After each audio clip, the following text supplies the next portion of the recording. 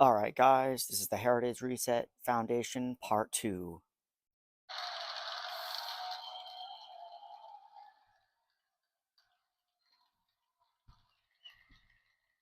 I actually would have done this yesterday, but my microphone actually didn't have any battery, and I wasn't making a video at 1 o'clock.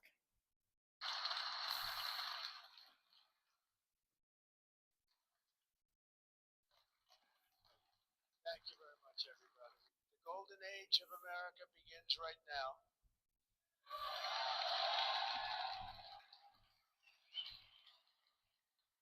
Alright, so that's weird.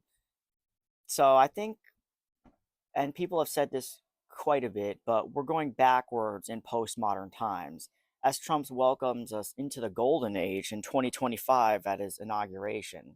And honestly, I don't think I've actually said this on my channel before. Anything related to like when the buzzword of postmodern times. But anyways, basically our country is being taken back hundreds of years from different abortion bills and the Comstock laws of 1872 before actually ditching the postal service. If that happens, I think drone technology will replace it, potentially cementing the contactless economy and chipping away at freedom of assembly second-handedly. And the Alien Enemies Act of 1998, quote, the Alien Enemies Act has been invoked several times since, particularly during World War II, by President Roosevelt. These laws were used to imprison over 31,000 non citizens, mostly German and Italian descendants, some Japanese, all known as enemy aliens. So, Trump announced in September 20th, 2024, he would invoke this on illegal immigrants and criminals. And because the law didn't actually, because laws don't actually get destroyed, just reworked, it's available to weaponize because the Alien Enemies Act was not allowed to expire with other alien and sedation acts, and it remains in effect as Chapter 3, Section 2124 of Title 50 of the United States Code. So, Trump has mostly been posturing towards cartels as criminals, which is valid when he's not complaining about identity politics, myth of pet eaters, and wokeism. But if mass deportations happen, more people who aren't criminals will be harmed, while psychotic people do Trojan horse into our country, such as Elon flying in voters to swing states but blaming Democrats, who might be good workers but also criminals.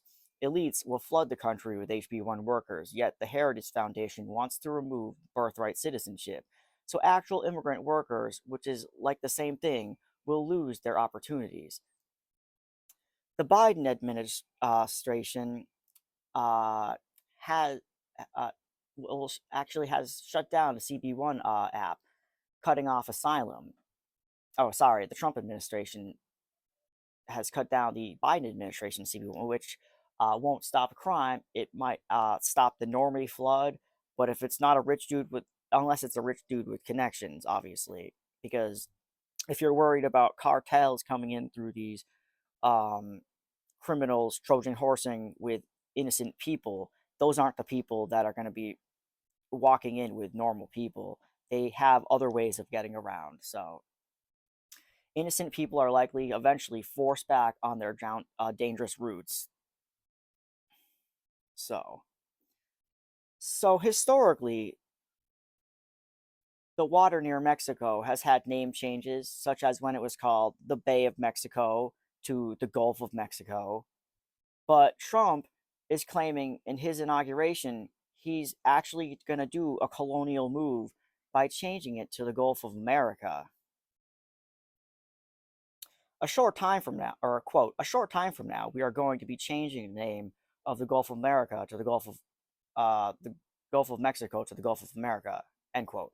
But I think this is a part of the initial instigating the war with Mexico. And if that's the case, it might not be about the cartels or fentanyl.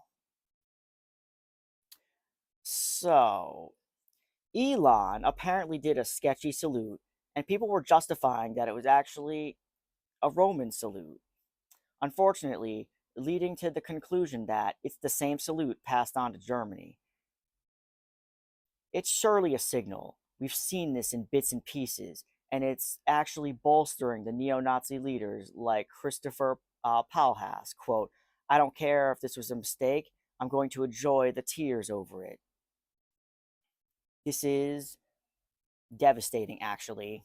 So, I'm not going to go through all of these executive orders, but you have to realize the level of buzzwords and fear of lack of quotas this administration prefers. And all these terms like DEI is meaningless. Our country was founded on non-citizens and eventually becoming citizens from racial quotas. Identity politics has reached its breaking point with how much hiring quotas are being argued and used as a weapon or political leverage and for schooling, etc. It's not a right or a left issue anymore, but the regime taking place is not subtle. We can still blame both sides a little bit, but still acknowledge the fascism before us. It can't happen here. It can't happen here, but it's happening. Though I'd let Pearl Mania take this rant.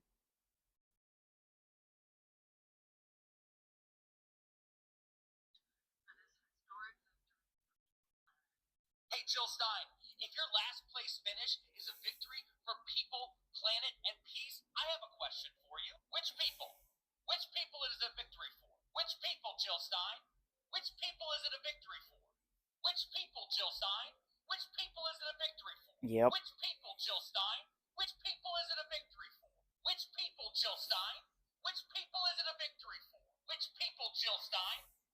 So originally, my spouse was on TikTok, always watching this dude, and I always hated TikTok, and I hated this dude. But now it's come full circle where it's actually becoming something I should have been focusing on. Which people is it a victory for? Which people? Which people is it going to be a victory for? Which planet? Which planet, Jill Stein, is it going to be a victory for? Which planet? Which planet, Jill Stein, is it a victory for? Whose peace? Whose peace is it a victory for, Jill Stein? Whose peace? Whose peace is it a victory for, Jill Stein? Jesus Christ, this is so true. Jill Stein. So, for the record, in before Trump's first term in office, I actually voted for Jill Stein. So, just putting that out there, like and subscribe for more poor life choices.